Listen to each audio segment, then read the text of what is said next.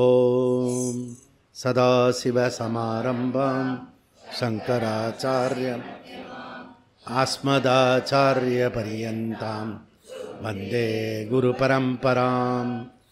ஓம் நாராயணம் பத்மபுவம் வசிஷ்டம் சக்திம் ச தத்புத்திரபராசரம் ச வியாசம் சுகம் கௌடபதம் மகாந்தம் கோவிந்தயோகேந்திரமதாஸ்ய சிஷ்யம் ஸ்ரீசங்கராச்சார்யமதாஸ்ய பத்ம பாதம் ச ஹஸ்தாமலகம் ச சிஷ்யம் தம் தோட்டகம் வார்த்திககாரமன்யா அஸ்மின் குருன் சந்ததமானதோஸ்மி. ஓம் வியாசாய விஷ்ணுரூபாய வியாசரூபாய விஷ்ணவே நமோ வை பிரம்மநிதயே வாசிஷ்டாய நமோ நமः. ஓம் நமோஸ்து தேவ்யாச விசால புத்தே புல்லாரவிந்த யதபத்ரநேத்ர ஏன த்வயா பாரத தைலபூர்ண ஜ்வாலிதோ ஞானமய பிரதீபः.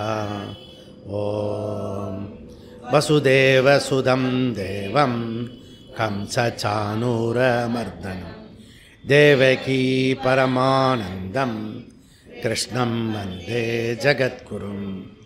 ஓம் ஸ்ருதிஸ்மிருதிபுராணானாம் ஆலயம் கருணாலயம் நமாமி பகவத்பாத சங்கரம் லோகசங்கரம் சங்கரம் சங்கராச்சார்ய கேசவம் பாதராயணம் சூத்ரபாஷ்யகிருதோ வந்தே பகவந்தௌ புனః புனः. ஓம் நமோ பிரம்மாதிப்யோ பிரம்மவித்யா சம்பிரதாய கர்த்ருப்யः வம்சரிஷிப்யோ மகத்யோ நமோ குருப்யः. சர்வோபப்ளவரகித பிரஜானகண பிரத்யகர்த்தோ பிரம்மைவாகமஸ்மி. ஓம் ஈஸ்வரோ குருராத்மேதி மூர்த்திபேத விபாகினி व्योमवद्व्याप्तदेहाय दक्षिणामूर्तये नमः. सहना भवतु सहनौ पुनस्तु सह वीर्यं करवावहै तेजस्विनावधीतमस्तु मा विद्विषावहै.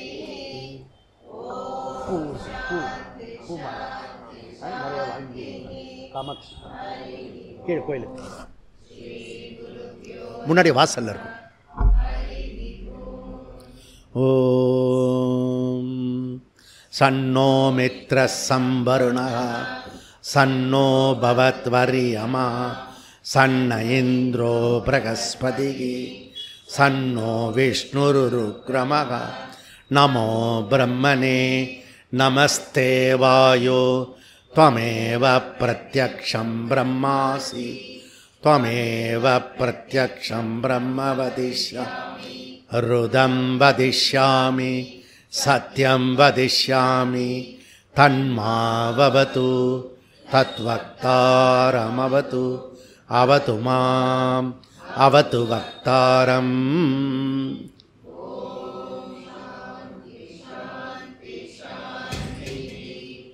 ஓம் சஹனா பவது சஹனௌ புனக்து சஹ வீர்யங்கரவாவஹை தேஜஸ்வினாவதீதமஸ்து மா வித்விஷாவஹை.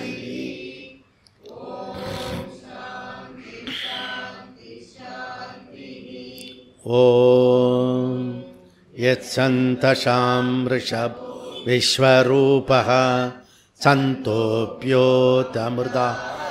சம்பபுவ சமேந்திரோ மேதை ஆஸ்ப்ரணோத் அமிர்தஸ்ய தேவதா பூயாசம் ஷரீரம் மே விசர்ஷணம் ஜிஹ்வா மே மதுமத்தம் கருணாப்யாம்பூரி ஸ்ருவம் ब्रह्मण कोसोऽसि दया पिहितः श्रुतं मे गोपाय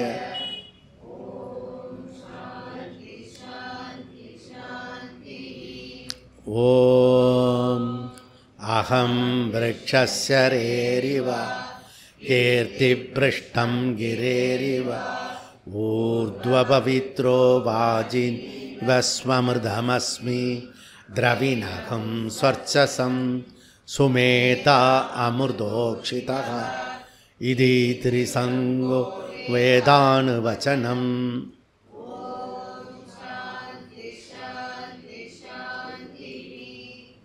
ஓம் பூர்ணமத பூர்ணமிதம் பூர்ணாத் பூர்ணமுதச்யதே பூர்ணஸ்ய பூர்ணமாதாய பூர்ணமேவாவசிஷ்யதே.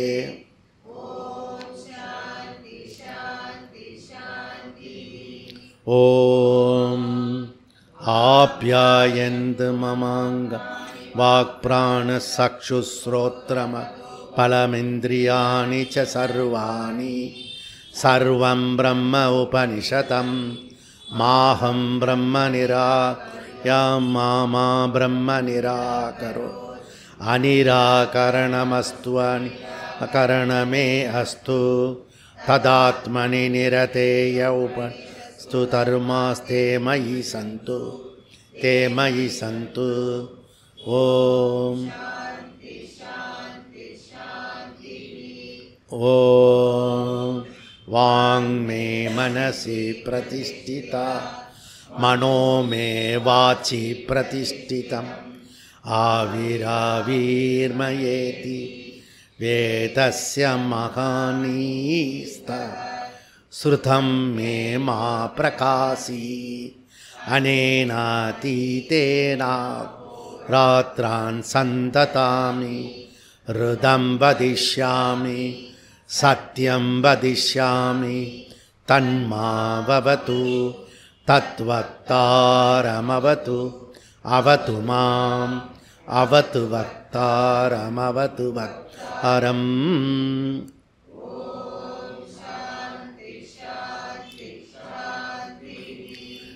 ஓம் பத்ரம் நோ அபிவாதய் மனஹ.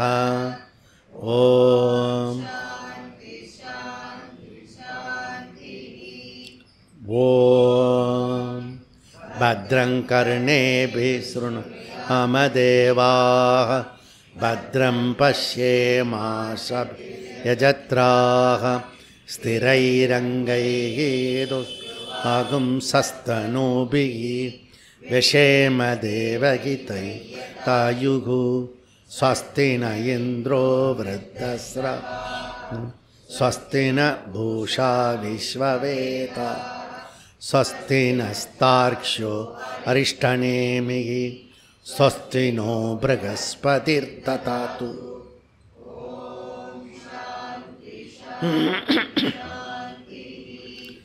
ஓம் யோ பிரம்மாணம் விததாதி பூர்வம் யோ வை வேதாம் ச நோதி தஸ்மை தகுங்கதேவமாத்மதி பிரகாசம் முமுக்ஷுர்வை சரணம் பிரபத்யே.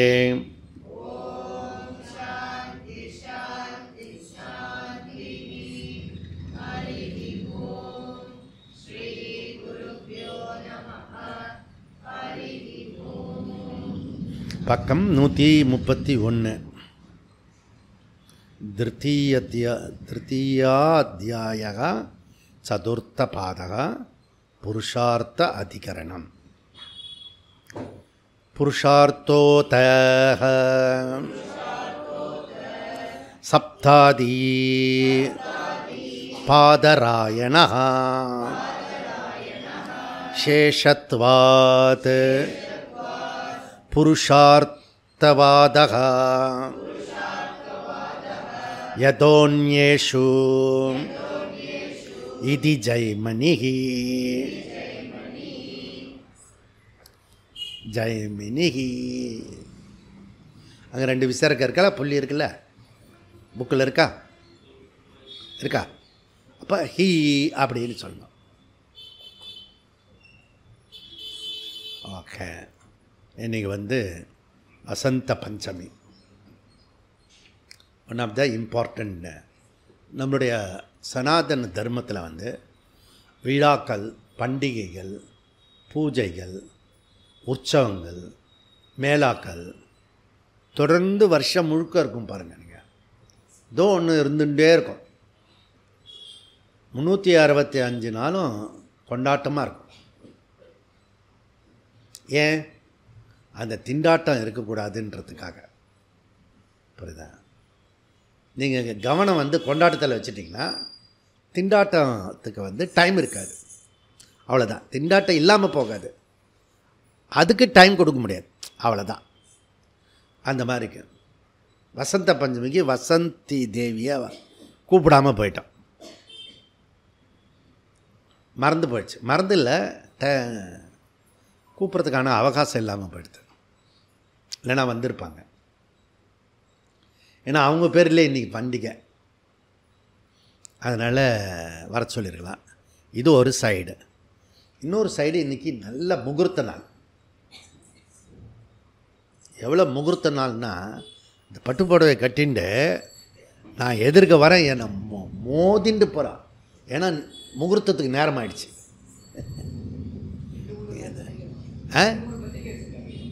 ஆமாம், அவன் வந்து இன்றைக்கி ஃபுல்லாக ஒரு இடத்துல காஃபி, ஒரு இடத்துல டிஃபன், ஒரு இடத்துல லஞ்ச், அந்த மாதிரி ஜூஸ் எல்லாம் குடிச்சிட்டு ஃபுல்லாக அந்த மாதிரி இன்றைக்கி நல்ல முகூர்த்த நாள்.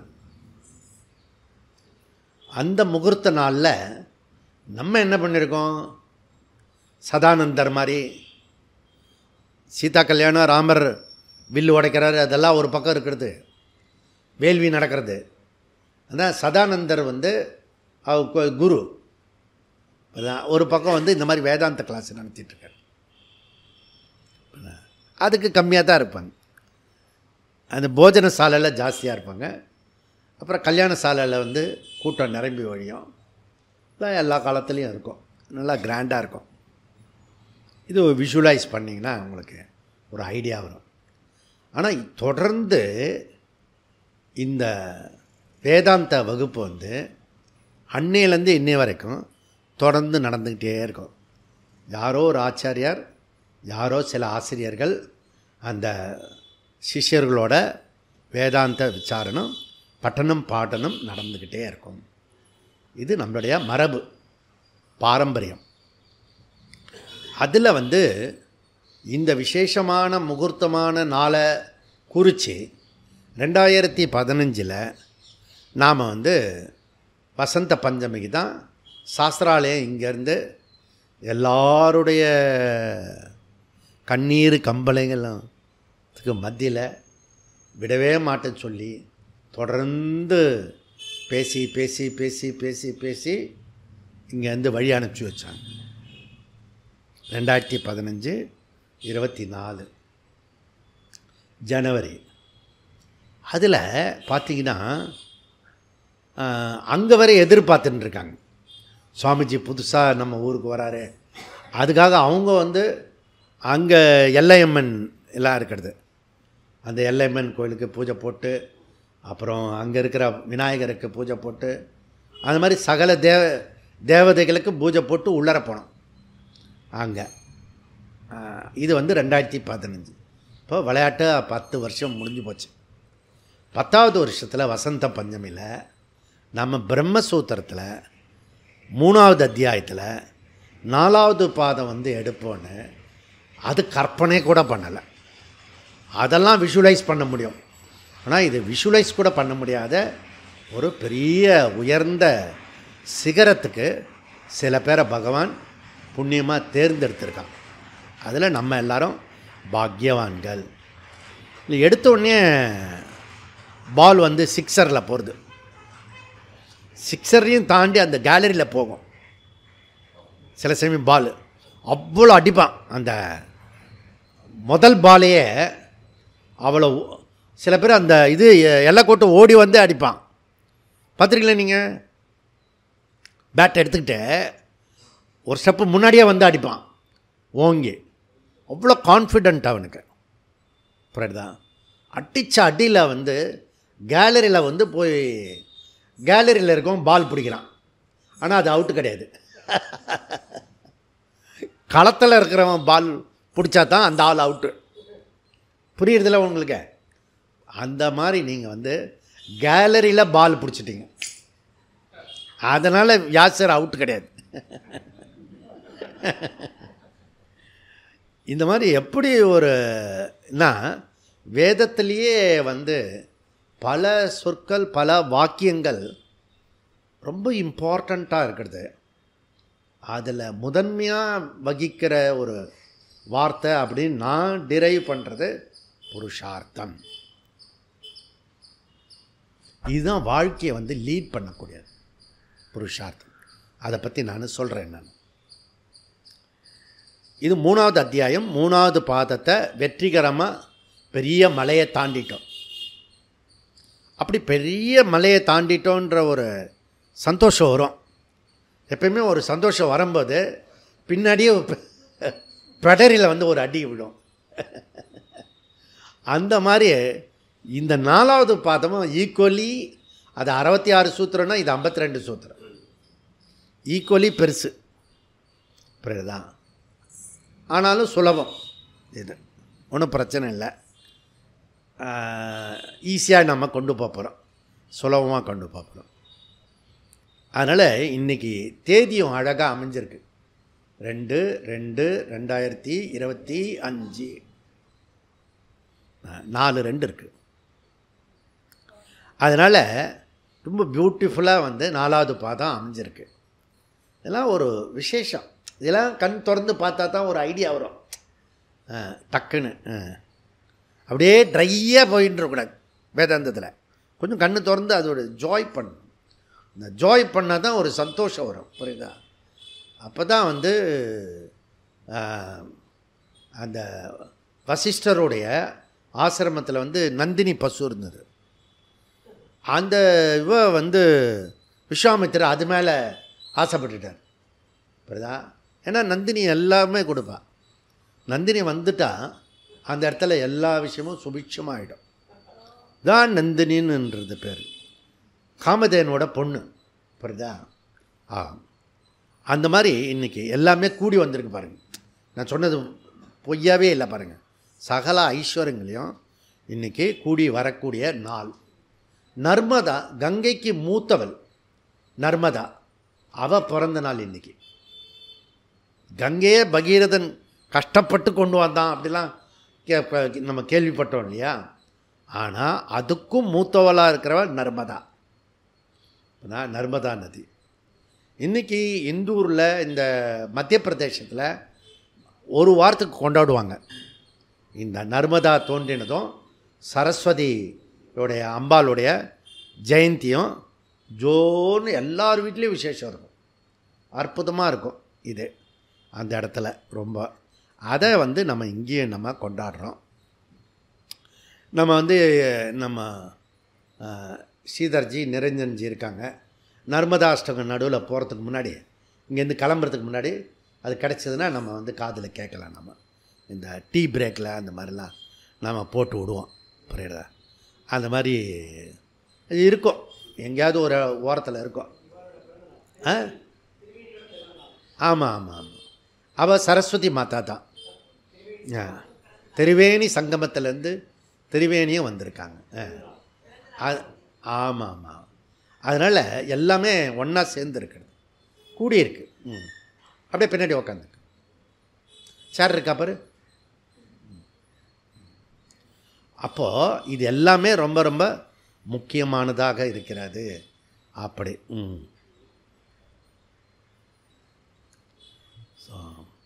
இந்த ராமாயணம் படிக்கும்போது ஒரு பலகை போட்டு வைப்பாங்க. எதுக்கு?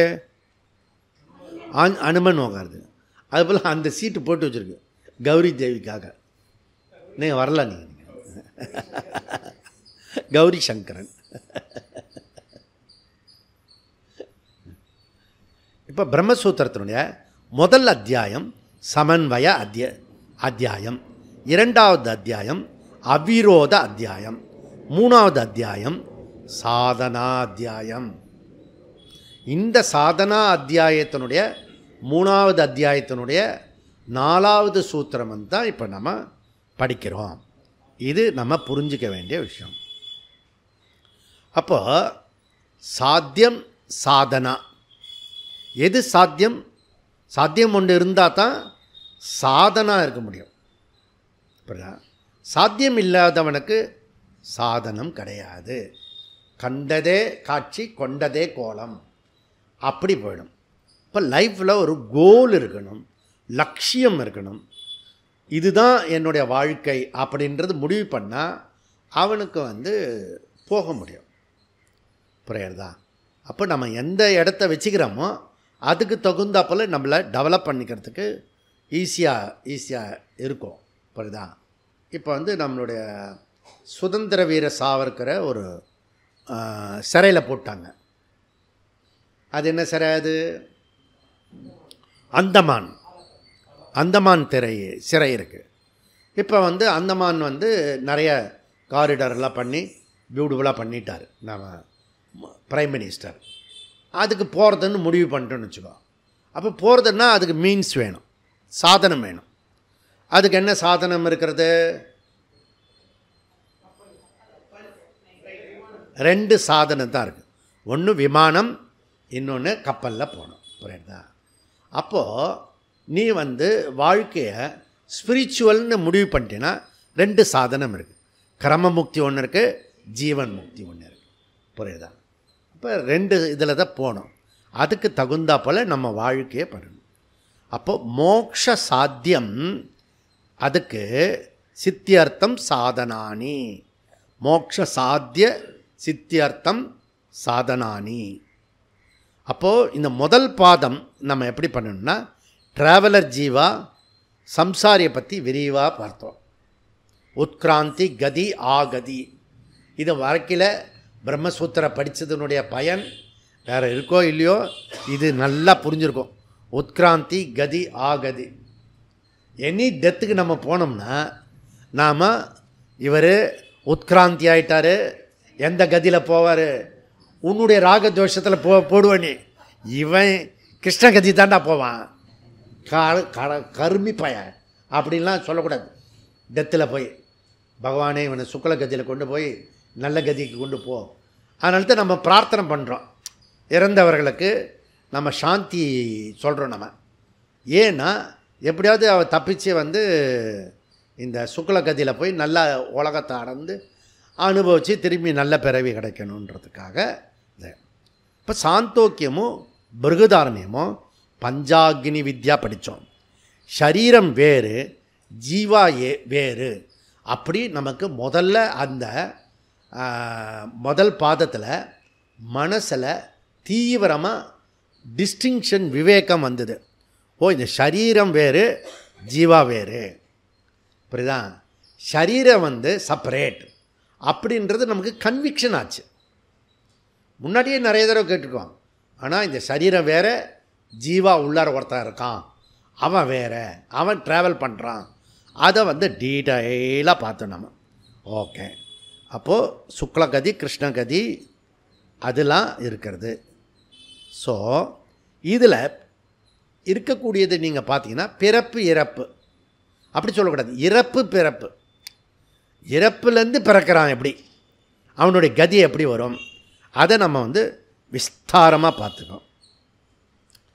இதில் இதனுடைய படிக்கிறதுனால அதில் பிரயோஜனம் என்ன, பலம் என்ன, பெனிஃபிட் என்ன அப்படின்னு பார்த்தா அதுலேருந்து டிரைவ் பண்ணுறது சம்சாரம்.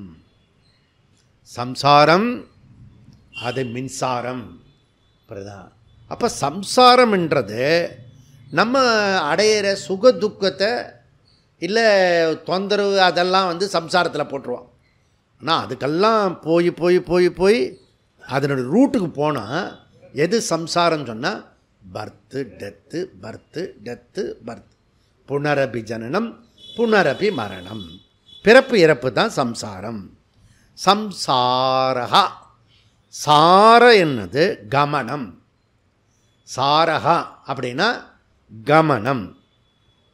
அப்படின்னா என்ன? ரூட்டு. அதனுடைய ரூட்டு ரூ. சார ரூ. ரூனா சரதி. சரத்தினா இங்குள்ள கான்டெஸ்டில் கமனம். கமனம்னா சம்சார is equal to சம்யக் Gamanam. Okay, சம்னா சம்யக், நல்ல சிறப்பானது. அப்புறம் சாரகன கமனம், அப்போ சம்யக் கமனம், நல்ல ரூட்டு, நல்ல ரோடு, நல்ல ரோடு, 4 ரோடு போடுறான்ல அந்த மாதிரி உள்ளது என்னது அதுனா கமனம்னா போகிறது. ஸோ சரீராத் சரீரம் பிரதி கமனம், சரீராத் சரீரம் பிரதி கமனம், சரீரத்திலிருந்து சரீரத்துக்கு போகக்கூடிய பயணம் ஜீவ பயணம், ஜீவ யாத்திரா பயணம். இப்படிதான் இங்கே இவங்க என்ன சொல்கிறாங்கன்னா, சில பேர் பரிணாமவாதியாக இருக்காங்க. அப்படியே டெவலப் ஆகி அவன் வந்து இதுவாகிடும். அதுக்கு தசாவதாரோடு சொல்லுவோமா, டெவலப் ஆகிடுவான் அப்படின்னு ஒரு எண்ணம் இருக்குது. பரிணாமவாதின்னு பேர், அதுக்கு பேர். அப்படிலாம் இல்லை அப்படின்னு வியாசர் அடித்து சொல்கிறார். அவன் இந்த இது இருக்குது, என்ன இருக்கிறதுனா, இந்த ஒரு பேப்பரில் பார்த்தீங்கன்னா ஒரு இடத்துல வந்து பொருளாதாரம் பற்றி போட்டிருப்பான், ஷேர் மார்க்கெட். அதில் இப்படி போட்டிருப்பான், கிராஃப் ஒன்று போட்டிருப்பான். அந்த மாதிரி இது இந்த சம்சாரம், பர்த் டெத், ஹைக்கு போகும், டவுனுக்கு போகும், டவுன்லேருந்து ஹைக்கு போகும். அதுக்கு பெஸ்ட்டு எக்ஸாம்பிள் வந்து உங்களுக்கு நேற்றுக்கு பட்ஜெட்டுக்கு தாக்குறதுனால அதை சொன்னேன் நான், ஷேர் மார்க்கெட்டை. புரியுதுதான். இந்த ஷேர் மார்க்கெட்டோட நமக்கு தெரிஞ்சது எது, பரமபதம். புரியுதுதான். ஸோ பரமபதத்தில் பார்த்தீங்கன்னா ரொம்ப பியூட்டிஃபுல். முதல்ல விளையாடாதவங்க பரமபதம் விளையாடுங்க. அது ஒரு இன்ட்ரெஸ்டிங்கான கேம். அதை கூட வந்து கம்ப்ளீட் பண்ணி நீ ஒரு நாள் வெளியில் வர்றதுன்றது, இப்போ அந்த விளையாட்டை சொல்கிறேன் நான். அதுக்கு இப்போ டைம் கொடுக்க முடியாது. அந்த விளையாட்டை டோட்டலாக தாயம் போட்டு பரமபதம் அடையணும்ல, அது வரைக்கும் நீ வந்து ஒரு நாள், வருஷத்தில் ஒரு நாள் பண்ணின்னு வச்சுக்கேன், யூ ஆர் கிரேட்டு. ஆனால் அதுக்குள்ளே நமக்கு ஃபோனு கால் வரும், டைரெக்ட் கால் வரும், நம்ம மைண்டுக்கு உள்ளேருந்து அந்தர கால்னு பேர், அதுக்கு பேர். அங்கேருந்து கால் வரும், எழுந்திரிச்சு வெளியில் போ அப்படின்னு. பரமபதத்தை விளையாட முடியாது. இப்போது அந்த கதிக்கு நம்ம தள்ளப்பட்டிருக்கோம். அதில் அற்புதமாக இருக்கும். அதில் வந்து மேலே கீழே போவோம், ஏணியில் ஏறுவோம், பாம்பில் வருவோம். ஏணியில் ஏறுவோம், இது பெரிய ஏணி ஒன்று இருக்கும், பெரிய பாம்பு ஒன்று இருக்கும், அது பக்கத்துலேயே ஒரு பாம்பு இருக்கும். ஏன்னு வந்து இங்கே கிட்டக்க வந்து கீழே கொண்டு வந்து விட்டுரும். இப்படிதான் ரொம்ப கஷ்டமாக இருக்கும், செம்ம சேலஞ்சாக இருக்கும். அங்கே பொறுமைன்னா பொறுமை வளர்த்துக்கலாம். புரியுதுதான். நமக்கு வந்து எப்படியோ கஷ்டப்பட்டு உள்ளே போயிட்டோம்னா தாயம் போட்டால் தான் அடுத்தடுத்து நகர முடியும். அந்த கட்டத்தை கடைசி மேலே அங்கே வந்து நாங்கள் 12 விழுவோம், தேவையானது வராது. புரியுதுதான். இதுதான் வெறுப்பேற்றுறதுன்றது பேர் வாழ்க்கையில். ஸோ அதெல்லாம் நமக்கு கற்றுக் கொடுக்குறது பரமபதம். புரியுறதா. ஒரு அடுத்த வருஷம் வரக்கூடிய வைகுண்ட ஏகாதசி இருக்கு இல்லையா, ராத்திரி எந்த பிரச்சனையும் வராது. அதை எடுத்து நமக்கு ஒரு பார்ட்னரை ஒன்று சேர்த்துக்குங்க. புரியுறதா. எதுவுமே கிடைக்கலனா நீங்களே டபுள் ஆக்ஷன் பண்ணிக்கோங்க, சிவாஜி மாதிரி. ஓகே, அப்படி பண்ணி நீங்களே விளையாடிக்குங்க அந்த விளையாட்டை. அப்போ தான் நமக்கு டைம் கிடைக்கிறதுக்கு வாய்ப்பு இருக்கிறது. ஓகே, அது ஞாபகம் வச்சு தான் பண்ணலாம். அப்போ ஜீவா சம்சாரத்தை சரீரத்தை விட்டு சரீரம் போகிறத எவ்வளோக்கெவ்வளோ அவனுக்கு புரியறதோ அதை பொறுத்து தான் அவன் வந்து இதுலேருந்து விடுதலை அடையிறதுக்கு என்ன வழி அப்படின்னு அவன் வந்து வருவான் கிட்டக்க. ஓகே, அதனால் சில பேர் நான் பார்த்துருக்கேன், ரொம்ப எமோஷ்னலாக பேசுவான், இன்றைக்கே மோட்சம் அடைகிற மாதிரி பேசுவான். எனக்கே ஒரு ஷாக் ஆகும். அடுத்த சில மணி நேரத்தில் நார்மலாக வேறு மாதிரி பேசுவான். முதல்ல ஆரம்பத்தில் ஏமாந்தது உண்டு, அதுக்கப்புறம் ஓகே நார்மல் பர்சன் தான். சும்மா கொஞ்சம் நேரத்தில் இந்த குழந்தைங்கள்லாம் பார்த்தீங்கன்னா குழந்தையில் அப்படியே தெய்வீகமாக பேசுவோம். வளர வளர வளர அவ்வியக்த ஃபார்ம்லேருந்து வியக்த ஃபார்முக்கு வரும். அவங்களுடைய சம்ஸ்காரம்லாம் வெளியில் வரும். அப்படியே நம்ம சொன்ன பேச்செல்லாம் கேட்ட குழந்தை இப்போ ஏற்ற பேசும், விலங்கமாக பேசும் இல்லை. அப்போ தான் புரியும், ஓ இது கூட அப்படி இருக்குமா அப்படின்னு. எல்லாமே அப்படி தான் இருக்கும், சந்தர்ப்பத்துக்காக வெயிட்டிங். புரியுதா? அப்போ நம்மளுடைய வாழ்க்கையில் அடையக்கூடிய சுக துக்கத்தை தான் நமக்கு தெரியறது. அந்த சுக துக்கம் திருஷ்ட பலம், அதனுடைய அதிர்ஷ்ட பலம் புண்ணிய பாபம்.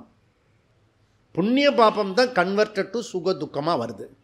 இந்த சுக துக்கம் ஒரு முக்கியமான விஷயம். இந்த கும்பமேளா பல கோடி பேர் வராங்க. இந்த மீடியாக்காரெல்லாம் சாருவாக பீப்புள், லோகமே சாருவாக தான். எத்தனை கடை போட்டான், எத்தனை பேர் வந்தான், எத்தனை பாட்டில் விற்றுது, எப்படி எக்கனாமிக்கு, ஒரே பொருளாதார அலசல் தான். பாவி, பாவத்தை தொலைக்கிறதுக்காக அங்கே போகிறோன்னா வேறு எந்த பர்பஸும் இல்லை. புரியுதா? அதில் அந்த நேரத்தில் அந்த நதியில் குளித்தா நம்மளுடைய பாபம் போகிறது, புண்ணியம் வளருது. இந்த ஒரே ஒரு பர்பஸுக்காக தான் அந்த கும்பமேளா, புஷ்கரணி தீர்த்தம், நம்ம கும்பகோணத்தில் இருக்கிற 12 வருஷத்துக்கு ஒரு தடவை மகாமகம், இது எல்லாமே புண்ணிய பாப சம்பந்தப்பட்டது. பாபத்தை போக்கணும், புண்ணியத்தை வளர்க்கணும். இவன் என்ன பண்ணுறான்னா, இத்தனை கோடி வரும் அப்படின்னா எத்தனை ரூபா வரும், அது எத்தனை ரூபா பெனிஃபிட்டு, கவர்மெண்ட்டுக்கு எவ்வளோ லாபம், உனக்கு எவ்வளோ லாபம், எனக்கு எவ்வளோ லாபம், இதே புத்தி. இதே மீடியாவில் பேசி அங்கே குளிக்கும்போது கூட பேசுகிறான். நிறைய பேர் வந்துட்டாங்களே, எக்கனாமிக் டெவலப் ஆகிடும். அடா பாவி, அங்கே போய் பாவம் பண்ணு, பிரார்த்தனை பண்ணிட்டு போய் குளிக்கணும். புரியுதா? புண்ணிய பாபத்துக்காக இருக்கிறது.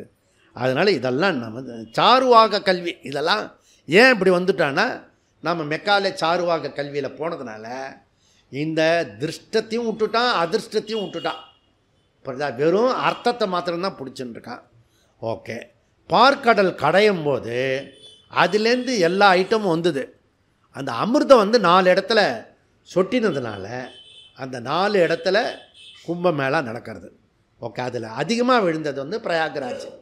அதனால் அங்கே 12 வருஷத்துக்கு ஒரு தடவை பூர்ண கும்பமேளா நடக்கும், 6 வருஷத்துக்கு ஒரு தடவை அர்த்த கும்பமேளா நடக்கும். 12 × 12 144 வருஷத்துக்கு மகாபூர்ண கும்பமேளா நடக்கும். அது இந்த வருஷம் அப்படின்னு முடிவு பண்ணுறாங்க. அப்போது இதெல்லாம் எதில் வருது, எந்த சாஸ்திரத்தில் வருது? இந்த இந்த பார்க்கடல் கடையிறது, அமிர்தம் விழுந்தது, இன்றைக்கி சரஸ்வதி பிறந்தது, இதெல்லாம் சொல்கிறோம் இல்லையா, கங்கா வந்தது, இதெல்லாம் எந்த சாஸ்திரத்தில் வருது? ரிக்வேதத்திலையா அஜுர்வேதத்திலையா? புராணத்தில் வருது. புராணத்தில் வருது. 18 புராணத்தில் அது திருவிளையாடற் புராணம், விஷ்ணு புராணம், கந்த புராணம், இப்படி புராணங்களில் தான் நமக்கு நம்மளுடைய பண்டிகைகள்லாம் பார்த்திங்கன்னா புராணத்தை பேஸ் பண்ணியிருக்கிறது. இப்போ புராணம் முக்கியமான ஒரு டெக்ஸ்ட்டு, கிரந்தம். அதில் தான் இப்போ நம்ம உபாசனை பண்ணுறது கூட, வேதகால உபாசனை பண்ணுறது சிரமம், புராண உபாசனை தான் பண்ண முடியும். புரியுறதா? அதனால் இப்போ அடுத்த ஞாயிற்றுக்கிழமை நான் சகசரலிங்க தரிசனம் பண்ணுறதுக்காக போகிறேன். நீங்கள் வேணால் செய்யூருக்கு வாங்க, ஒரே நேரத்தில் 1000 லிங்க தர்ஷன். புரியுதா? பியூட்டிஃபுல்லாக இருக்கும் செய்யூரில். இப்போ அதுக்கு நான் போகிறேன். அப்புறம் அங்கேருந்து திருவிடைமருதூர் போகிறேன். அங்கேருந்து கூத்தனூர் சரஸ்வதி யஜ்ஞம் நடக்கிறது. அறிவு மந்தமாக இருந்தீங்கன்னா என்னோட நீங்கள் ஒரு வேன் பிடிச்சிக்கிட்டு வரலாம். நீங்கள் அங்கே சரஸ்வதி ஹோமம் நடக்கும், 1/2 நாள் நடக்கும். அப்படியே இருந்தீங்கன்னா சரஸ்வதி சபதத்தில் சிவாஜி கணேசனுக்கு அறிவு வந்த மாதிரி நமக்கு தான் ஏற்கனவே வந்துவிட்டேன். நம்மளுக்கு சம்மந்தப்பட்டவங்க யாரையாவது அனுப்பி வைங்க. ஒரு தடவை கூட சொன்னால் கேட்குறதே இல்லைல்ல, அதெல்லாம் வண்டி பிடிச்சி அங்கே அனுப்பி வைங்க அந்த இடத்துக்கு. நீங்கள் வர வேண்டாம், உங்களுக்கு ஏற்கனவே அறிவு இருக்குது. ஜாஸ்தி ஆகிட்டா எனக்கு தான் கஷ்டம்.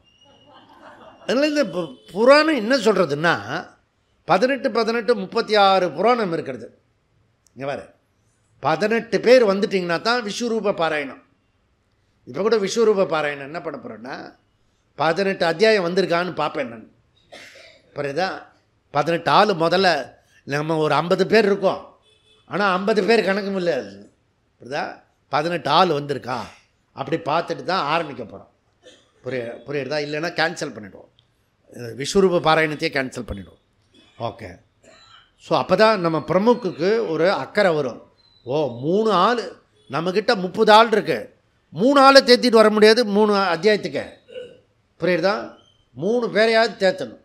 அந்த 3 6 டார்ச்சி மாதிரி ரவுண்டு கட்டி வரலாம்.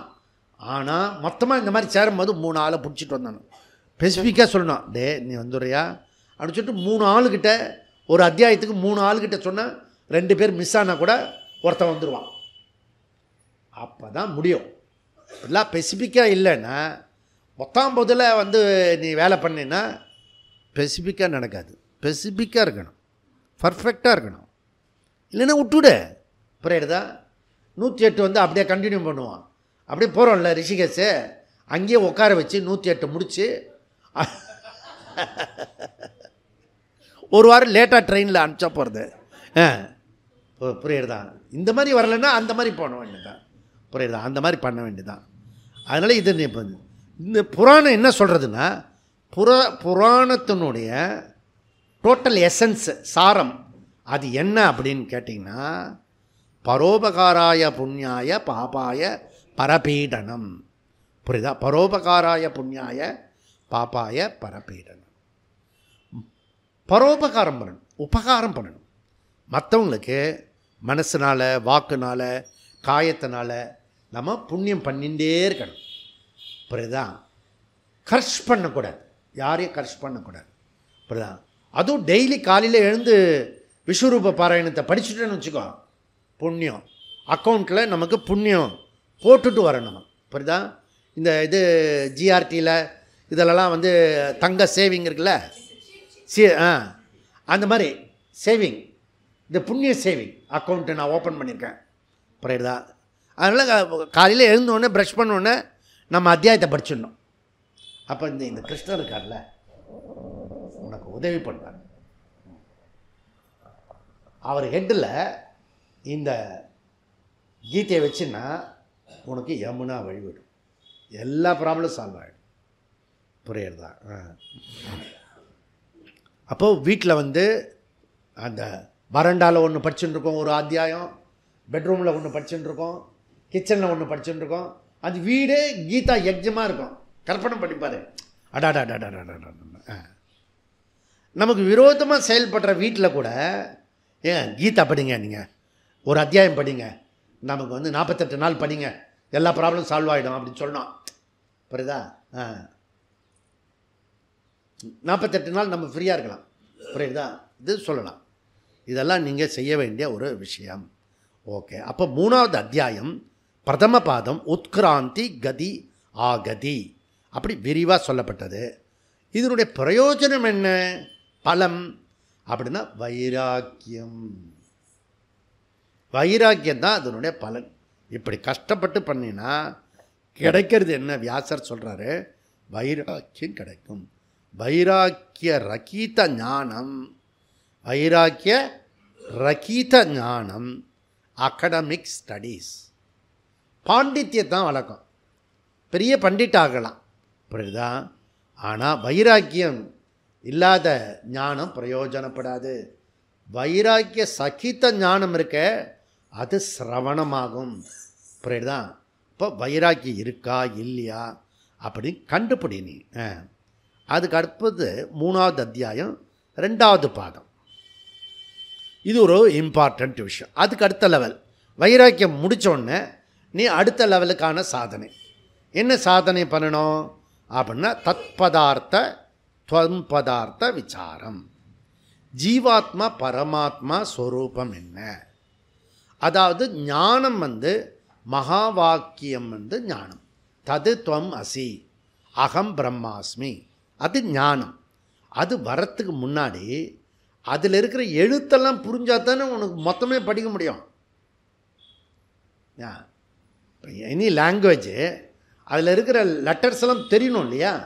எதுவுமே தெரியாமல் அந்த குழந்தை வெறும் எழுத்துக்களால் கொட்டி கிடக்கும். புரியுதுதான். அப்போது அந்த சொற்கள் தெரியணும். சொற்கள் தெரிஞ்சால் தான் வாக்கியம் தெரியும். பதம் தெரிஞ்சால் தான் அதனுடைய வாக்கியம் தெரியும். இப்போ மகா வாக்கியம் தெரியணும்னா மகா வாக்கியத்தினுடைய பதம் இருக்கு இல்லையா, பதார்த்த ஞானம்தான் மகா வாக்கியத்துக்கு இட்டுட்டு போகும். தேர்ஃபோர் பதஞானம் வாக்கிய ஞானஸ்ய சாதனம். ஓகே, பத சமூகம் தான் வாக்கியம். பதங்களுடைய சமூகம், கூட்டம், சொற்களுடைய கூட்டம் தான் சென்டென்ஸாக இருக்கிறது நமக்கு. புரியுதா? இப்போ ஒரு சென்டென்ஸ் அமைஞ்சிருக்குன்னா அதில் நிறைய சொற்கள் இருக்கும். புரியுதா? சொற்கள்லாம் சேர்ந்து தான் நமக்கு சென்டென்ஸாக இருக்கிறது, வாக்கியமாக இருக்கிறது. தேர்ஃபோர் பொருள் தெரிந்தால்தான் வாக்கியம் அர்த்தமாகும். இப்போ மகா வாக்கியம் புரியணும்னா தத்பதமோ தொம்பதமோ அர்த்தமாகணும். தேர்ஃபோர் பதம் அங்கம் வாக்கியம் அஸ்தி. தொம்பத விசாரம் நம்ம என்ன பண்ணினோம், அவஸ்தாத்திரய விவேகம் பண்ணினோம். தத்பத விசாரத்தில் ஈஸ்வரஸ்வரூபத்தை பண்ணணும். இப்போ தத்பதம் தொம்பத விசாரம் சாதனம் சாத்தியம் மகா வாக்கியத்தினுடைய பொருள். இப்போ 3வது அத்தியாயம் 3வது பாதம் வெற்றிகரமாக முடிச்சுட்டு இப்போ அடுத்தது போகிறோம். அடுத்தது போகிறதுக்கு முன்னாடி வித்யான்னு ஒரு சொல் நம்ம பார்த்தோம். உபநிஷத்தில் வித்யான்னா நம்ம வித்யா மாமியை சொல்லக்கூடாது.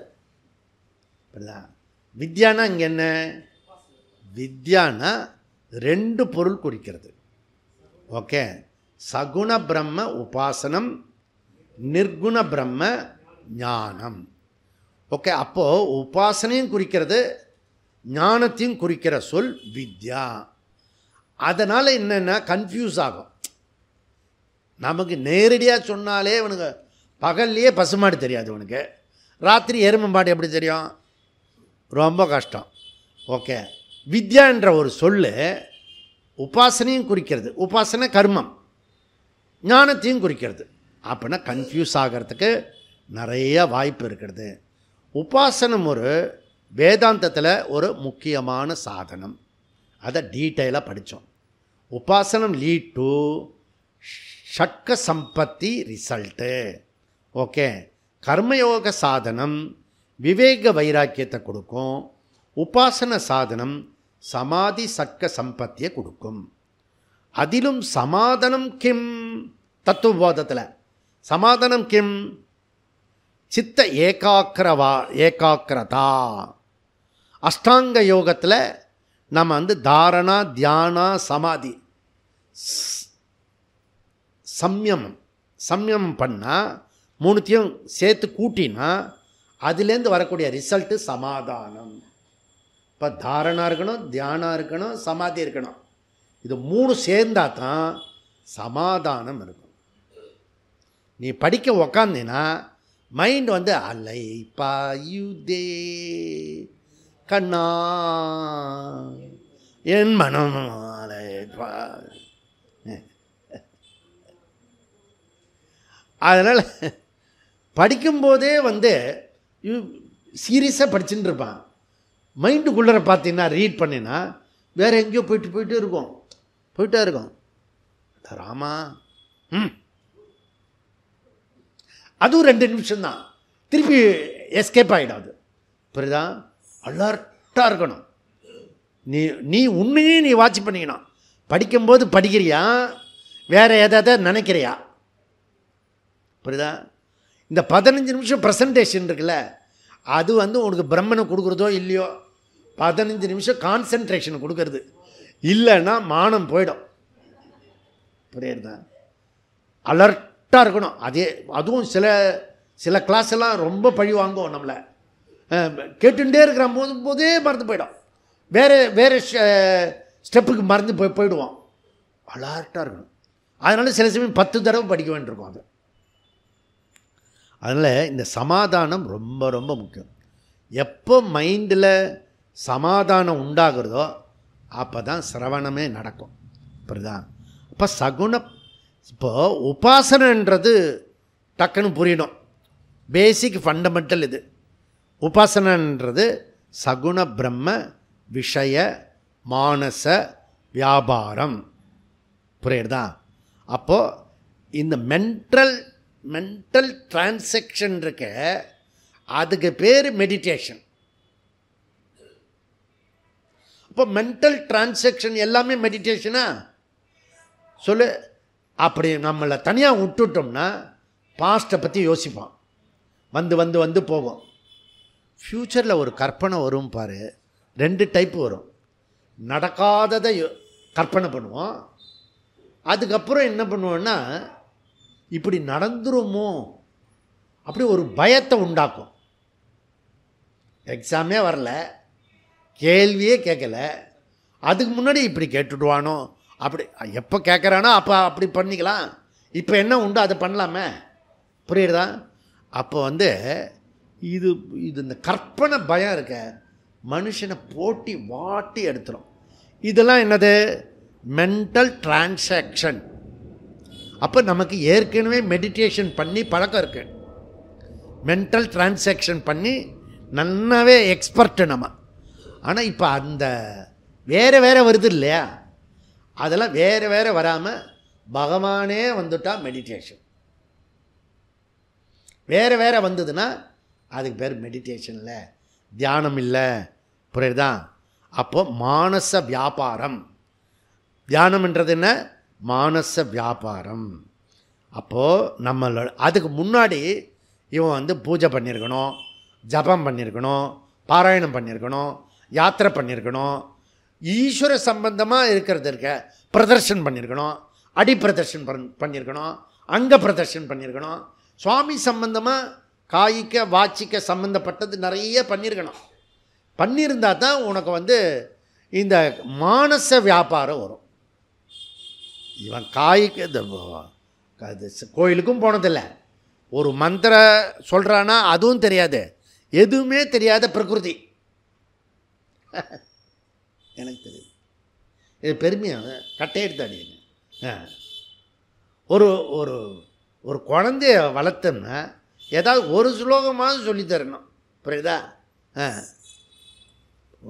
எதுவுமே தெரியாமல் குழந்தைய வளர்த்தேன்னா அந்த பேரண்ட்ஸ் இருக்காங்களா, 2 பேரை கூப்பிட்டு வச்சு சவுக்கடி, அந்த அண்ணாமலை அடித்தா மாதிரி அண்ணாமலையே அடிச்சுக்கிறாரு. நான் ஒரு சவுக்கு வாங்கி எல்லா பேரண்ட்டும் செய்வியா செய்வியா செய்கிறேன். ஆனால் இப்போ வளர்ந்துட்டானே, நான் என்ன பண்ணுறேன்? அதனால் சின்ன குழந்தையாக இருக்கும்போதே கற்றுக் கொடுத்துடணும், அப்போ தான் ஈஸியாக இருக்கும். புரியுதா? இதெல்லாம் காய்க்க வாச்சிக்க மாதிரி மானச பூஜா பண்ணணும், மானச ஜபம் பண்ணணும், மானச பாராயணம் பண்ணணும், மானச யாத்ரா. நம்ம இதில் யோகா கிளாஸில் பண்ணுவோம், அப்படியே உங்களை திருப்பதிக்கெலாம் கூட்டிகிட்டு போயிட்டு வருவேன். இந்த மாதிரி மானச எதை இப்போ ஃபிசிக்கலாக பண்ணணுமோ அதை விஷுவலைஸ் பண்ணி பழகணும். அப்படி பண்ணினா மெடிடேஷன் வர்றதுக்கு இந்த ஜென்மத்திலேயே வாய்ப்பு இருக்குது. இப்போ வேதாந்த முமுக்ஷு 3வது பலம் உண்டாகும். அது ஆவர்த்த சக்ஷு. இந்த எக்ஸ்ட்ரோவர்ட்டாக இருக்கிறது இல்லையா, மைண்டு வெளியிலேயே போயிட்டுருக்கு இல்லையா, அந்த மைண்டை இன்வெர்ட்டடாக உள்ளர கொண்டு வரத்துக்கு நமக்கு ரொம்ப ரொம்ப வேலை பண்ணணும். ஓகே, பராஞ்சி காணியாக போகும். என்னென்னு எவன் போனானோ அவனெல்லாம் நினச்சின்னு இருப்பான், சம்மந்தம் இல்லாத ஆளெல்லாம் நினச்சின்னு இருப்பான். புரியுதா? ரோட்டில் ஒரு ஆட்டோக்காரன் நம்மளை ஏதாவது சொல்லிட்டு போயிட்டான்னு வச்சுக்கோ, அவன் பெரிய தெய்வம் பாரு, மா நாராயணா பாரு, அவனே நினச்சின்னு இருப்பான்.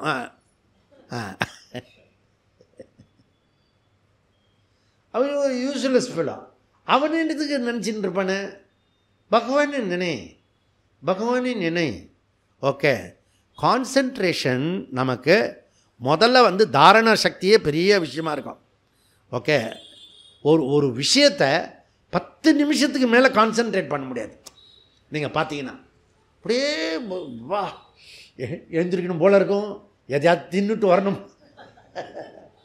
ஸ்டவ்வில் ஆஃப் பண்ணுனா எல்லாமே ஆஃப் பண்ணி உக்காரு.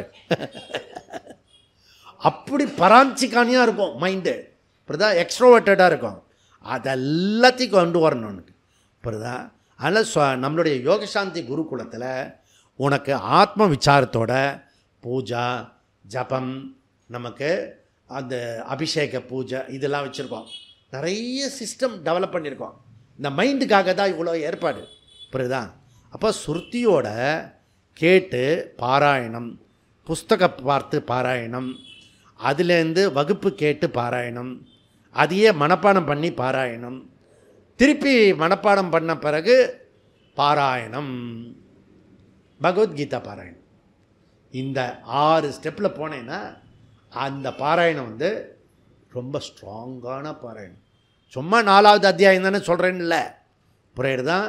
இல்லை 1வது அத்தியாயம் கேவலமாக பார்க்கக்கூடாது. 1வது அத்தியாயத்தில் தான் உனக்கு இதுவே இருக்குது, சீடே இருக்குது, விதையே இருக்குது.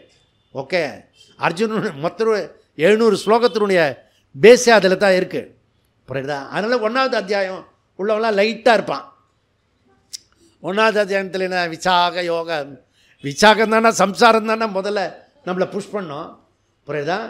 அந்த விசாகம் எவ்வளோ தூரத்துக்கு இருக்கோ அதை பொறுத்து தான் உன்னுடைய புஷ் இருக்கும், புரியுதா? திஸ் இஸ் ரொம்ப இம்பார்ட்டண்ட். அப்போது விஸ்வரூப பாராயணன்றது வெரி இம்பார்ட்டண்ட். ஓகே, பகவத்கீதா பாராயணம் வெரி வெரி, அதுக்கு பேர் வேதாந்த ஆபரண ரகசியம், வேதாந்த ஆபரண ரகசியம். ஓகே, இந்த பெரிய பெரிய வைரம் வைடூரெல்லாம் சில பேர் பெரியவங்க வீட்டில் வச்சுருப்பாங்க, பெரிய பணக்காரன் வீட்டில்.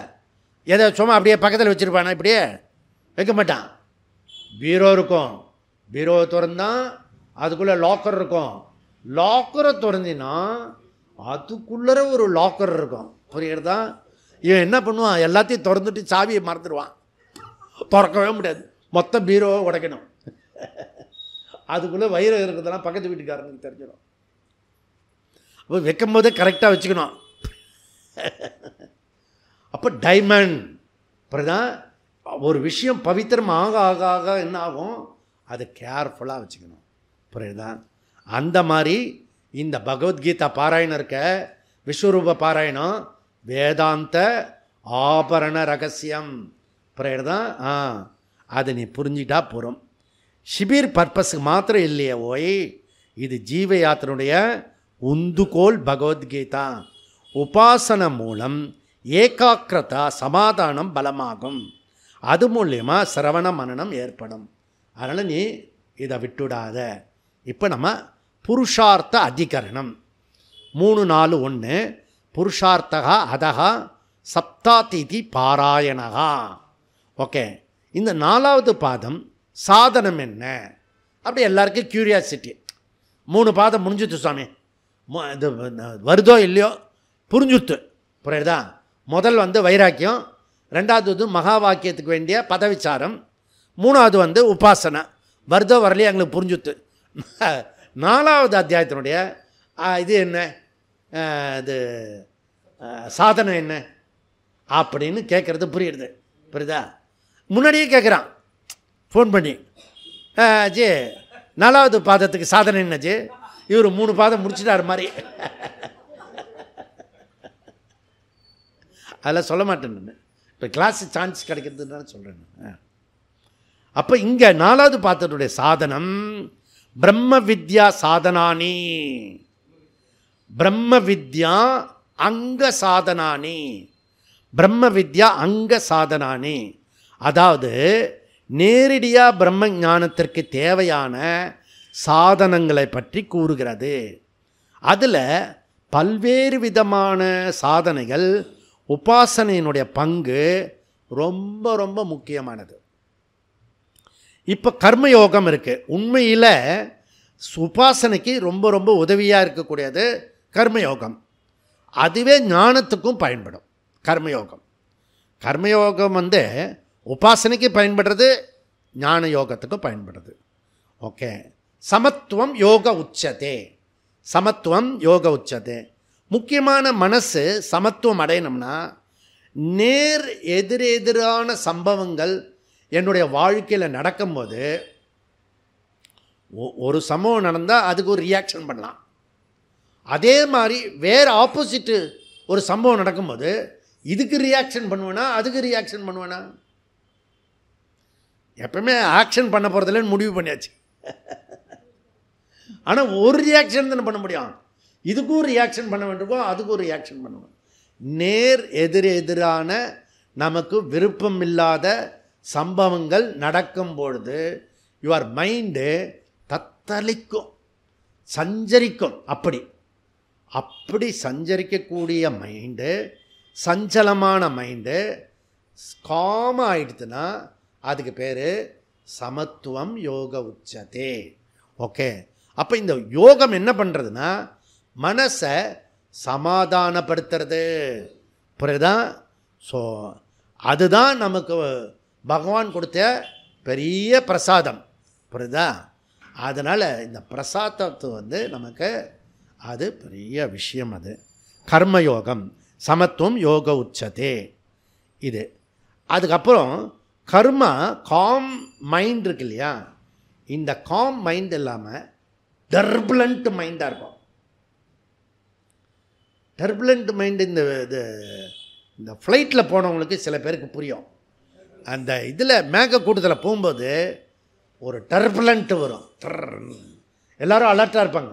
அந்த பொண்ணுலாம் போய் பெல்ட்டை கட்டிக்கிட்டு உக்காந்துக்கும். அப்போ தான் ஒருத்தனுக்கு பாத்ரூம் வரும், எழுந்திருப்பான் அந்த பாத்ரூம் போகிறதுக்காக. ஒன்று அந்த பொண்ணு கத்தக்கூட சொல்லக்கூடாது, சைலண்ட்டாக சொல்லணும். புரியுறதா? நான் அவங்க 2 பேரையும் சொல்ல, அந்த ஃப்ளைட்டுக்குள்ளே சொல்கிறேன் நான். புரியுறதா?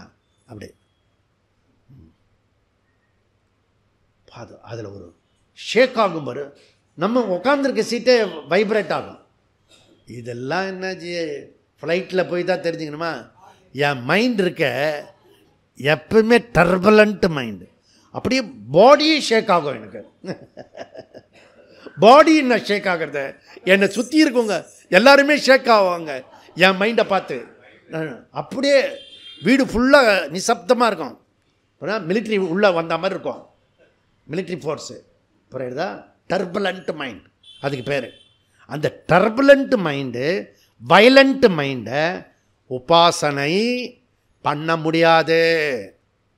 அந்த நேரத்தில் இந்த டர்புலண்ட் மைண்டு, டிஸ்டர்ப் மைண்டு போகிறதுக்காக நான் மெடிடேஷன் பண்ண வந்திருக்கேன் சுவாமி அப்படி சொல்லுவாங்க. சுவாமிலாம் இல்லை, அப்போ மாஸ்டர். ஓகே, சரி, நம்ம அப்போல்லாம் கஸ்டமரை விட்டுறக்கூடாது, உனக்கு மெடிடேஷனு வரப்போகிறதில்ல, உட்கார சொல்லித்தரேன் அப்படின்னு. புரியுதா?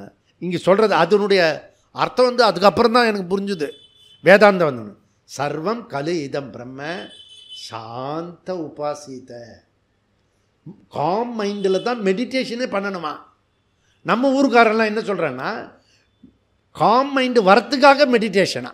நீ அர்த்தம் எல்லாமே உள்டா நீ பேசுகிறதெல்லாம். புரியுதா? முதல்ல சாந்தமாக இருங்க. நீ பரோபகாரியாக நடந்து வரக்கூடிய எதிர் ஆட்கள்லாம் சமாதானம் பண்ணி வெறுப்பேற்றிக்காமல் மைண்டை பக்குவப்படுத்தின்னு தான் உனக்கு ஜனங்களோடு சேர்ந்து பழகினா தான் மைண்டு காம் ஆகும். அந்த காம் மைண்டில் தான் மெடிடேஷன் பண்ண முடியும். அப்போ 4வது பாதம் வித்யா அங்க சாதனானி. சகுண வித்யா, நிர்குண வித்யா, அங்க சாதனானி. இந்த வித்யான்றது 2 பொருளை குறிக்கிறதுன்னு சொன்னேன். அது சகுண வித்யாவும் இருக்கிறது, நிர்குண வித்யாவும் இருக்கிறது. அப்போது அங்க சாதனானி, இந்த அங்க சாதனானி 2 டைப் இருக்குது. பகிரங்க சாதனானி, அந்தரங்க சாதனானி. ஓகே, பகிரங்க சாதனானி, அந்தரங்க சாதனானி. இப்போ இன்டைரக்ட் சாதனம், டைரக்ட் சாதனம். இன்டைரக்ட் சாதனம் என்ன அப்படின்னா, எல்லா ரிச்சுவல்ஸும், எல்லா யாகங்களும், எல்லா வைதிக விஷயங்களும் பகிரங்க சாதனா. ஓகே, அது நேரடியாக ஞானத்தை கொடுக்காது, விவேக வைராக்கியத்தை கொடுக்கும். ஓகே, ஸோ இன்க்ளூடு யோகா பண்ணுறேன்னு வச்சுக்கோங்க. யோகா பண்ணினா பகிரங்க சாதனா. புரியுதா? இப்போ இப்படி கையை தூக்கி இப்படி பண்ணணும் யோகா, அர்த்தகடி சக்கராசன். நான் ஒருத்தனுக்கு சொல்லிக் கொடுத்தேன், கண்ணை மூடி செய்கிறா அப்படின்னு. அவனை என்ன சொல்கிறது, கிட்டக்க போய் பலாருன்னு ஒரு அரை விட்டு கண்ணை தோற அப்படின்னு எல்லாரும் பாரு. சாரி.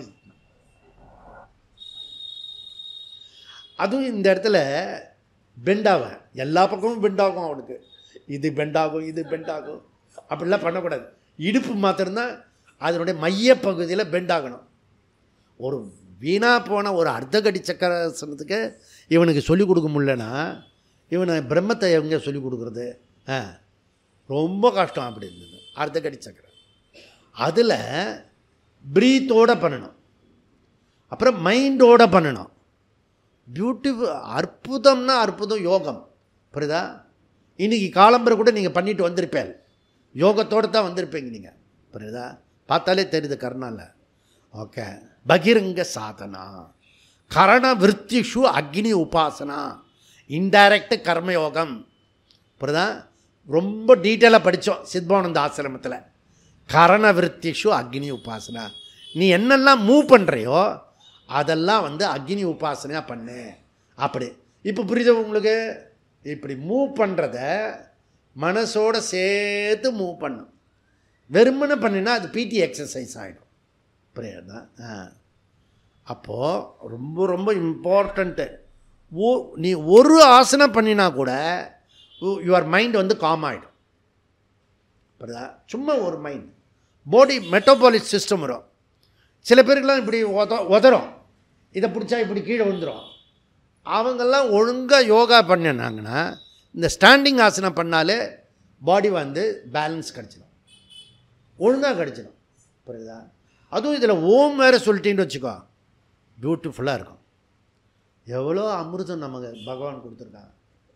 ஆனால் பண்ணினா தானே எல்லாம் காலையில் எழுந்து பீஸா சாப்பிட்டுட்டு ஏதோ பண்ணிவிட்டு அது பண்ணி வாழ்க்கை முறையே நாசமாக்கி வச்சுருக்கோம். புரியுதா? அப்போ மானசாக்னி. அப்போ ஹெல்த்து வெல்த்து ஆல்சோ பகிரங்க சாதனா. ஹெல்த்தும் பகிரங்க சாதனா, வெல்த் ஆல்சோ பகிரங்க சாதனா. பணம் சம்பாதிக்கிறதுக்கு கஷ்டப்படுறானே வாழ்க்கையில், பணத்துக்கே கஷ்டப்பட்டா மீதியெல்லாம் மனசை அமைதிப்படுத்துறது எவ்வளோ கஷ்டம் இல்லை? பணம் சம்பாதிக்கிறதே கஷ்டப்பட்டினா மனசை அமைதிப்படுத்துறது அதை விட 1000 மடங்கு கஷ்டம். அப்படின்னா நீ பணம் சம்பாதிக்கிறதுக்கு நீ முயற்சியே பண்ணலை. அப்புறம் இந்த வேலை செஞ்சால் தான் வசதி, இந்த வேலை செஞ்சால் தாழ்த்தி அப்படின்னு வச்சுருக்க. புரியுது? 10 பாட்டில் பொறுக்குனா கூட நமக்கு 5 ரூபா கிடைக்கும். அந்த 5 ரூபாய் சேர்த்தினா கூட 500 ரூபா ஆகும். 500 ரூபாயை சேர்த்தினா கேம்ப் ஃபீஸ் கட்டலாம். எவ்வளோ எல்லாத்துக்கும் வழி இருக்கு. புரியுதா? வழியே இல்லை இல்லையா குப்பன்? வாழ நினைத்தால் வாழலாம், முகம் வர நினைத்தால் வழியா இல்லை. எத்தனையோ வழி இருக்கிறது. புரியுதா? நமக்கு சேர்ந்த போல் ஒரு 5000 ரூபாய் பார்த்தோன்னு வச்சுக்கோ கையில், உடனே ஒரு 500 ரூபாயை கொடுத்துடணும் கேம்புக்கு. அப்போ நீ வச்சுக்கோப்பா கேம்புக்கு, எங்கள் பிரமுக கிட்ட கொடுக்கணும். பிரமுக இல்லைன்னா பிரமுகோட தாத்தா அது அவர் முக்கிய பிரமுக கிட்ட கொடுக்கணும். இப்படி கொடுத்துடணும், மொத்தமாக கொடுக்குறது இல்லை. இப்போ புரியுதா? இப்போ ஒரு கல்யாணத்துக்கு போகிறோம், அவனுக்கு 5000 ரூபாய் கட்டணும், இந்த வரி கட்டுற மாதிரி. புரியுதா? அதில் ஒரு 1000 ரூபாய் எடுத்து கேம்புக்கு. நிறைய மொழி எழுதுறது, அந்த மொழியிலேருந்து ஒரு 10 ரூபாய் எடுத்து இதை கட்டு. புரியுதா? இப்போ இந்த காலேஜ் போய் கட்டணும் பணம். அந்த காலேஜில் ஒரு 500 ரூபாய் நான் அடுத்த அரியர்ஸில் கொடுக்குறேங்க சொல்லிட்டு அவங்க கொடுத்துடணும். ஒன்றும் இதெல்லாம் ஒத்துப்பான். புரியுதா? எனக்கு தெரியும். எனக்கு நீ என்ன பண்ணணும், பணம் எங்கெல்லாம் மூவ் ஆகிறதோ அந்த இடத்துல கொஞ்சம் பணத்தை எடுத்து இங்கே மொழி எழுதிடணும், கேம்ப் ஃபீஸுக்கு மொழி எழுதிடணும். புரியுறதா? இதெல்லாம் ஒரு சுலபமான மெத்தட் சொல்கிறேன். பணத்துக்காக கஷ்டப்படவே கூடாது. புரியுறதா? அதனால் இதெல்லாம் பண்ணு. நான் இப்போ எல்லாரையும் கடுக்கன் போட சொல்லியிருக்கேன் பசங்களுக்கெல்லாம். ஓகே? புரியுதா? ரொம்ப பண கஷ்டம் இருந்துன்னா ஒரு கடுக்கன் கட்டிட்டு வந்துடு. நிறைய வழி இருக்குது. புரியுறதா? இதெல்லாம் ஏக்கநாத் சுவாமிலாம் சொல்லி கொடுத்துருக்காரு. நான் அதெல்லாம் சொல்ல மாட்டேன், நீங்கள் கேட்டுக்கோங்க. அங்கே அதனால் இந்த வேதாந்தம் ஆத்ம விசாரம் இலக்கு ஆயிட்டா அதுக்கப்புறம் குடும்பம், உறவு, வேலை எல்லாமே பகிரங்க சாதனா. உனக்கு வேதாந்த இலக்குன்னு முடிவாயிட்டா மீதி எல்லாம் என்ன? பேரண்ட்ஸு, பவுஸு, சில்ட்ரனு, ஆஃபீஸு, லொட்டு லொஸ்கு, இதெல்லாம் என்னது? அதெல்லாம் சாத்தியம் இல்லை. ஓய் சாதனா. அது என்ன சாதனா? பகிரங்க சாதனா. ஏன்னா அதுக்கப்புறம் அந்தரங்க சாதனை சொல்ல போகிறேன். இதெல்லாம் பகிரங்க சாதனா. அதனால் நமக்கு இந்த இலக்கு முடிவாகணும். இலக்கு முடிவானதான். இப்போ வந்தே பாரதத்தில் நாங்கள் ஏறினோம், எல்லா இடத்துலையும் இறக்கி விடுவான். இந்த ஸ்டேஷன் வந்து விட்டது, வண்டி நின்ற பிறகு 2 செகண்ட் கழித்து இறங்கவும், அப்படிலாம் நிறைய குறிப்பு கொடுத்துட்டே இருக்கான். அழகு தமிழில் சொல்லின்னு இருக்கான். புரியுறதா? தமிழ் கற்றுக்கிறதுக்காக வந்தே பாரதம் போனோம். புரியுதா? அழகான வார்த்தையெல்லாம் சொல்கிறான். புரியுதா? உங்களுக்கு வலது பக்கம் கதவு திறக்கப்படும், இடது பக்கம் கதவு திறக்கப்படும். இப்படி தான் முழுமையாக பேசணும். பாதியாக பேசி நீ வந்து எல்லாரையும் குழப்பின்னு இருக்க. நீ புரியுதா? நீ இவனே பேசிட்ட மாதிரி நினைக்கிறான், சொல்லிட்டு தான் நினைக்கிறான். அப்படிலாம் இல்லை, முழுக்க ஸ்டாண்டு சொல்லணும். ஓகே. அதனால் பகிரங்க சாதனா நம்ம இந்த இதுக்கு முடிவு பண்ணிட்டா, வேதாந்தம் முடிவு பண்ணிட்டா, அதை தவிர சிரவண மனனத்தை தவிர இது எல்லாமே பகிரங்க சாதனை, சாதனைக்குள்ளே வந்துடும். புரியுதா? அப்போ நமக்கு வேதனை வராது. புரியுதா? ரெண்டாவது அந்தரங்க சாதனா ரொம்ப சிம்பிள். அது என்ன? சாதன சதுஷ்டியம், சிரவணம், மனனம், நிதித்தியாசனம். அதுதான் அந்தரங்க சாதனானி. ஓகே.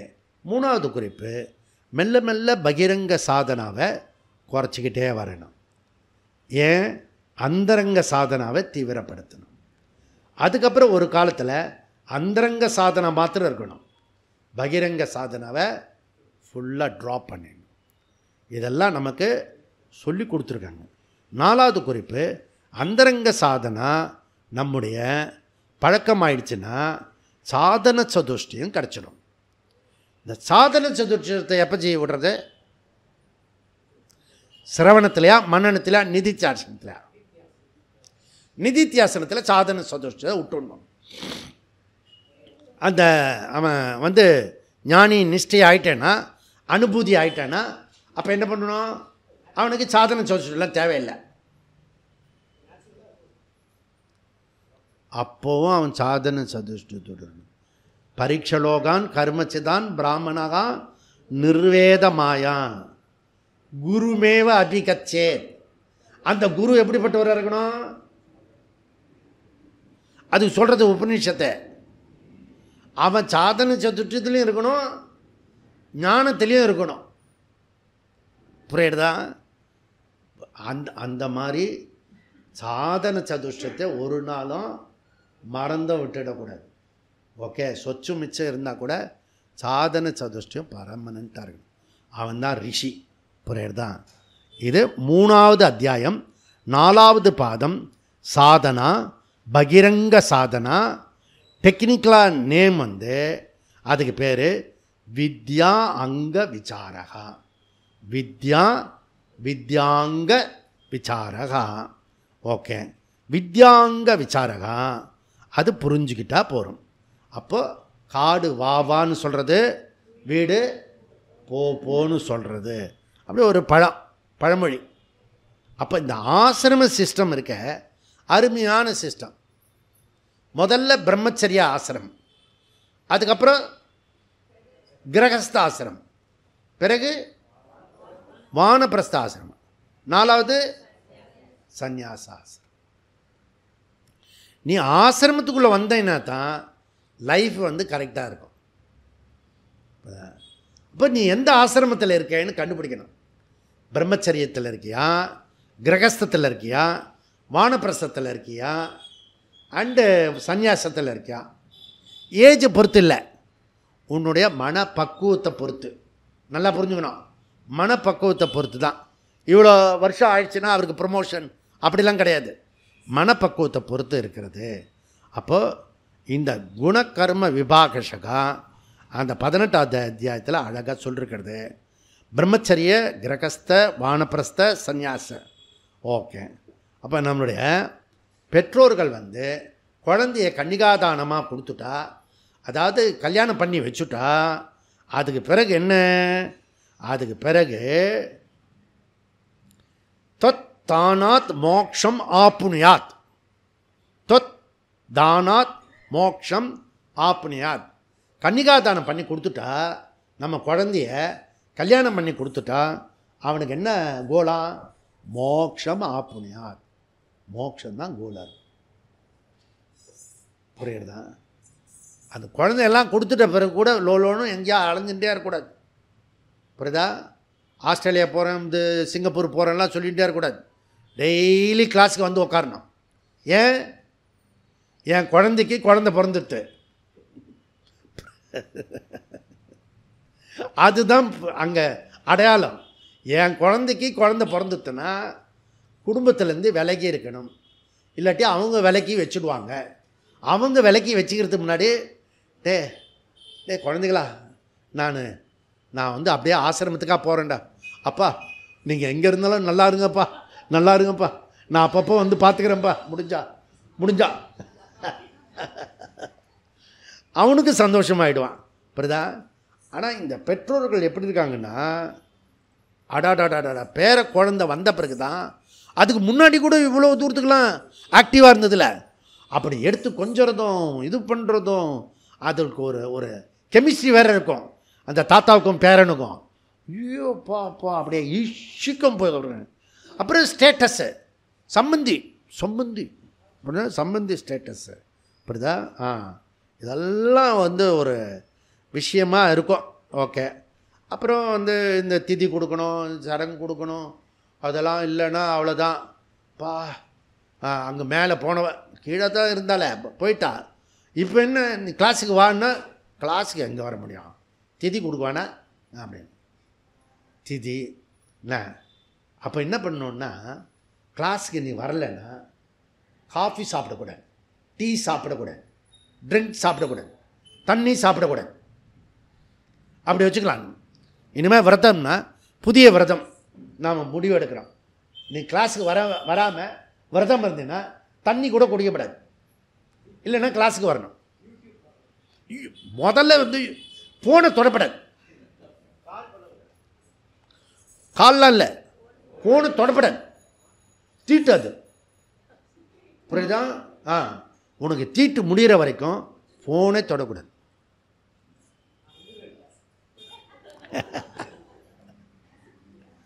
இந்த ஒரே ஒரு விரதம் எப்படியாவது இந்த மடாலயங்கள், அந்த ஆசிரமங்கள்லாம் இருக்குல்ல, அதில் எப்படியாவது ஒரு கூட்டு பண்ணி நமக்கு இன்றைக்கி இருக்கிற காலகட்டத்தில் எது தீட்டுன்னா ஃபோனு தான் தீட்டு. புரியுதா? லோகம் முழுக்க அதில் தொடர்றது ஈசிக்கிறது, அதனால் தீட்டு. அதனால் சுபம் முடிகிற வரைக்கும் நம்ம ஃபோனை தொடக்கூடாது. எனி தீட்டு.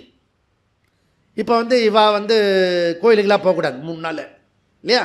அந்த 3 நாள் வந்து ஃபோனை தொடக்கூடாது. தீட்டு. தீட்டுன்னா என்ன? தீட்டோட பொருள் என்ன? தூரம்னு பேர். அதுக்கு இன்னொரு பொருள் தூரம். தூரம்னா என்ன? தூரக்க வச்சுன்னா ஆன் பண்ணி காட்டேன்.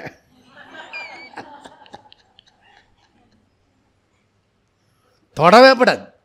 ஃபோனு ஒன்று தொடாமல் இருந்துட்டீங்கன்னா நீ கரெக்டாக சம்பிரதாயத்தில் சாஸ்திரோத்திரமாக இருக்கேன்னு அர்த்தம். ஓகே.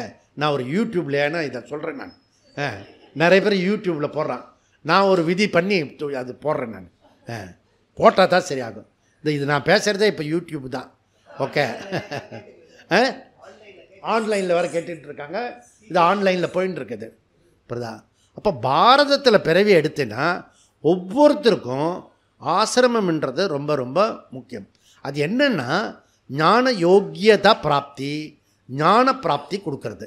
அப்போ பாரதம்ன்றது ஆன்மீக கலாச்சாரத்தினுடைய அதிஷ்டானம். நீ எந்த திசையில் பயணித்தாலும் குறிக்கோள் வந்து ஆன்மீகமாக இருக்கணும். புரியுதா? மோட்சமாக இருக்கணும். அதை நோக்கி தான் உன்னுடைய மூமெண்ட் இருக்கணும். இது மாத்திரம் பண்ணிட்டா இந்த சதுர்த்த பாதை டெக்னிக்கலாக என்ன சொல்கிறதுன்னா பகிரங்க அந்தரங்க சாதனா, பேர் வித்யாங்க விசாரகா. அப்போ 3வது பாதம் மாதிரியே ரொம்ப பெருசுது. 17 அதிகரணம், 52 சூத்திரம் இருக்குது. அப்படி சொல்லி இதில் நம்ம இதை புருஷார்த்த அதிகரணம் 341 புருஷார்த்த அத சப்தாதிதி பாதராயணகா. பாதராயணர் எப்படி சொல்கிறார் இந்த புருஷார்த்தத்தை? நம்ம இந்த டீக்கு பிறகு நாம் இப்போ 10:45 நம்ம 11:15 திருப்பி சம்பதா. ஓம் பூர்ணமத பூர்ணமிதம் பூர்ணாத் பூர்ணமுதச்யதே பூர்ணஸ்ய பூர்ணமாத பூர்ணமேவாவசிஷ்யதே. ஓம் சாந்தி சாந்தி சாந்தி. ஹரி ஓம். ஸ்ரீ குருப்யோ நமः. ஹரி ஓம்.